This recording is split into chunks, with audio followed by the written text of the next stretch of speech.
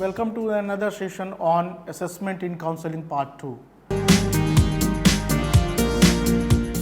Learner, we have discussed in the previous session about what assessment is all about and how it is important for the counseling, and we have seen that in the counseling process assessment is a very essential thing that every counselor administered do during their counseling sessions. The reason is to, in the assessment process, we gather as much as possible information about the client, and which ultimately help the counselor to plan about the client, to know the issue related to the client, and also simultaneously we also know about the abilities and the strength of the client. And when we go for the intervention, planning of intervention, we use assessment process, and with the assessment process we go for the planning of intervention further. So, we have seen in the previous session that assessment has integral role in the counseling, and now in this session we are going to cover very important things like related with the methods of assessment. As we little bit discussed in the previous session about the assessment takes place in the two way. One is with the help of a standardized test, and we also discuss about non-standardized technique which also use for the assessment. For the assessment of client, we use standardized test and non-standardized techniques we will discuss in this session. We will also focus upon area of assessment, where the assessment actually done, where the assessment take place, especially in the counseling sessions, especially in the counseling setup. We will also discuss different types of tests which are prominently used in the counseling profession, and at the end of these sessions we will discuss about issue in assessments. So, let us start with the method of assessment. In the method of assessment, we know that assessment can be standardized or non-standardized. So, standardized assessment is one of which strictly follow a specific set of rules and guidelines related to the administration, scoring and interpretation.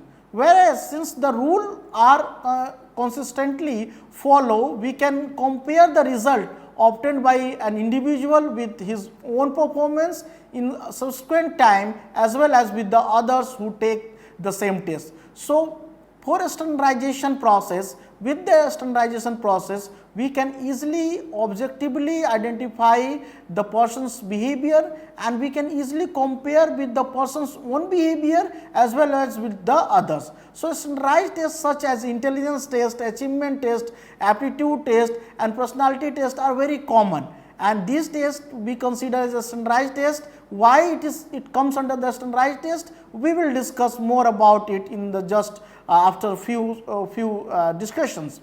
So, here we also know that in assessment the second part is also called as non-standardized assessment.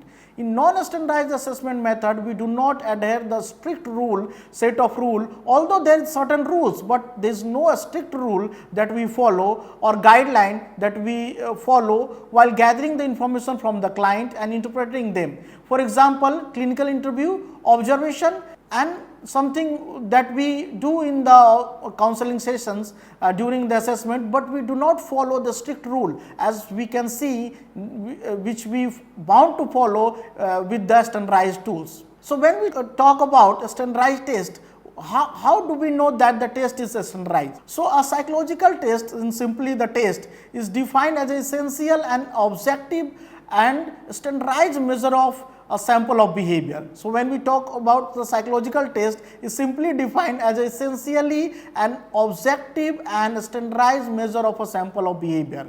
So, a standardization means uniformity in the procedure of administration as well as scoring of the test. So, standardized here means the uniformity should maintain, as well as whatever the administrations we do and whatever the scoring we do follow the rule, it should be uniform in nature. So, testing condition and instruction should also be same in all the test taker, means the test taker who are taking the test and who are actually involved in test, the conditions should be same, and the instructions, whatever the instructions we give to the client or to the participant, should also be same. So, objectivity here the words that comes in with the standardized test. So, objectivity means administration, scoring and interpretation of the score are free from the subjective judgment of the examiner. So, a standardized test ensure the objectivity as well, which we can't see in the non-standardized test. So, how do we know the test is standardized? So, here I would like to draw your attention for the criteria for selecting the appropriate test. Appropriate test means which is standardized in nature. So, there are certain important qualities of a good test. The one is called reliability, the second is validity and the third one is standardization or as well as the norms. Especially before selecting the test to use, the counselor should consider these qualities. What are the qualities? Especially the test reliability, the test validity, standardization and norms. Let me discuss one by one in detail so that you can understand why it is important factors in order to select the test which is appropriate or not. The first thing you need to know here that test should be valid. So, what validity is all about? The most important quality of the test is validity, which defined as the degree to which the test actually measure what is supposed to measure, that how well the test is fulfill its functions. So, it should be know with the help of validity what is actually measuring the test, what it is supposed to measure should be validated, and we use different statistical technique to identify, to quantify that how much the test is valid. So, if the test is not valid, we can't make a correct interpretation on the basis of the test performance. You know that when we go for any observation, we see whatever the apparatus we are using, it is actually made for that observation or it is measuring something else. If the test is measuring something else, then it would not consider as a valid test. So, validity is the test is usually determined by the correlation between the test score with measure of an independent criterion of what the test is meant to measure. So, we usually go for the statistical analysis and we see that there is a correlation established to identify, to quantify the validity of any test. So, to quantify any validity of the test, that means test is designed to measure an individual probability of success in the course. So, we can say that when we talk about the validity, it can be understood with the certain examples, and let me give you one example. Like suppose one test is actually developed to measure the performance or the probability of success in the course, like maybe psychology. The ultimate success in the course as indicated by the grade obtained by the final examination or the teacher ratings are the criteria, can be one of the criteria. So, through the criteria what we do, we try to make a correlation between the criteria and what the test is meant to measure. So, the measurement and the criteria can be correlated with each other to know that how much the test is valid. The correlation coefficient between the test score in this example and the examination grade or instructor's rating is indicative of the validity of the test. Means we establish the correlation between these two things and we get the coefficient of correlation, and that indicates the quantity or the level of validity. There are different types of validity. One is called content validity, the second one is called criterion validity, then we have construct validity, then consequence validity. Let me talk one by one what are the types of validity. The word first comes which is called content validity, which refers to the extent to which the test content is representative sample of behavior domain to the measure. So, whatever the behavioral measure is going to measure, so whatever the behavior we are going to measure, the test is really measuring those things or taking all the content which is required to measure. This is somehow related with the content value, means we are focusing on the content, the item, the questions that we are asking.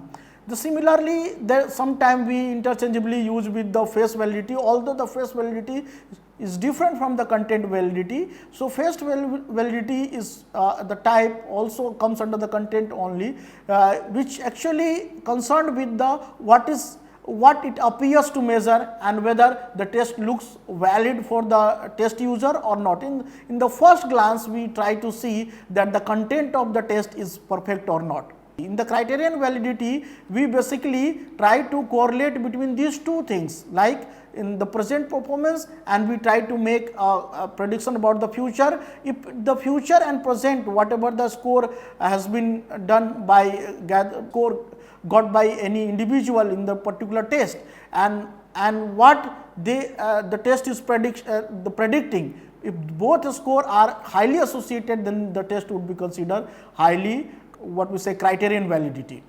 Though we also have another validity which is called construct validity and consequential validity. Consequential validity and construct validity is also very important type of validity which we think to identify whether the test is valid or not. So, consequential validity of the test is concerned with the social consequences of the test and testing, and we try to correlate with it, and the correlation, the identification and of the validity and quantifying the validity depends upon the how we are predicting about the social consequences. On the basis of social consequences, we see that whatever the prediction has been done is highly associated with the score or not. So, in the construct, how do we construct the things comes under the construct validity. These are the things we generally discuss in the research method section. Here we have highlighted only to give you understanding that validity is one of the component we consider to decide whether the test is good for testing or not, and to decide whether the test is standardized or not. So, one of the things that we consider which is called validity. Next thing we need to understand here, which is called reliability. The test must be reliable to become an effective test. What reliability here means? Reliability is the measure of the degree of consistency of a score obtained by the same person when retest with the same test on the different occasions or the different set of the equivalent items. So, the test is nothing but we can say it is a consistency of result. So, there are several methods that we through which we determine the reliability, and these methods are test-retest method, parallel form or alternate form method, internal consistency method, inter-rated reliability method. So, these are the methods through which we quantify the term reliability, means how much the test is reliable. It can be easily identified in terms of the coefficient of scores and the coefficient of correlation that happens with the help of different methods, which is called test retest and inter-rated reliability and all that we have discussed just before. So, here we need to understand the reliability is also one of the measure that, or we can say it is one of the indicator through which we identify whether the test is good or not. So, reliability does not means that it is only the reliable, but reliability means the consistency in the result. So, whatever the result the person is getting right now, maybe with the same test the person should get almost same score, that may be indicate that the test is reliable. So, another things that we also need to know to decide whether the test is good or bad is called norms. So, how much the norms is there? Norms is very common words that we use in our day to day life, like social norms or something like that. So, here for the testing, for the any test, there should be certain norms. An individual score on psychological test is usually interpreted by comparing it with the score obtained by the other on the same test, that is referring to the norms. How do we know that the persons, suppose if we are taking example related with the level of stress, and if we are taking with the level of anxiety and level of satisfaction with life, all these things can only be considered whether it is high or low when we compare it with the others. So, the norms basically we develop to identify whatever the score the individual has got in the particular test is basically high, low, on what position they are. So, norms is the normal or average performance through which we know the performance of the any individual. So, norms can be considered as the normal or average performance.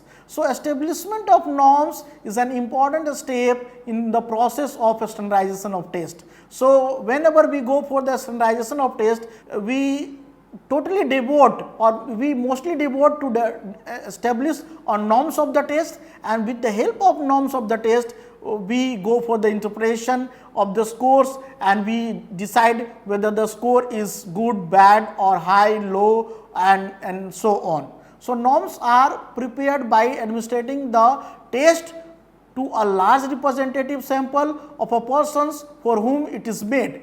So, if the test is made for the children, then the sample of the standardization sample to develop a norm should be the children only.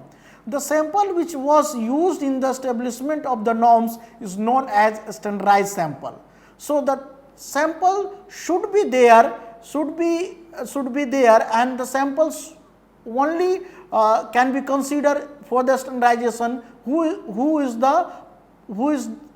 actually comes under the age group or whatever the conditions for which we made the any test. So, the test which has been developed for elderly, then the standardized sample would be elderly only. Then the average performance that we talk about, as well as the number of persons obtaining the scores, actually of varying the degree of deviation from average are computed. So, in order to develop a norms, what we do, we first go for the average performance. We see the average performance of the standardized sample as well as the number of person obtaining the same scores or of varying degree, means the deviation from the average are also computed.